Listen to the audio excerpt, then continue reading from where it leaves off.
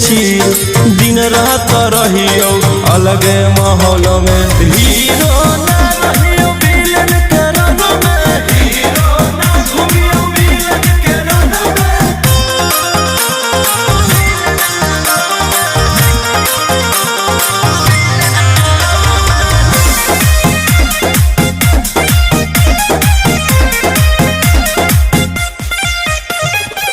बुझिए ना हमारा के गायक नाही कवनो नायक, छोड़बो ना जिए लायक, हियो हम बेटा खलनायक।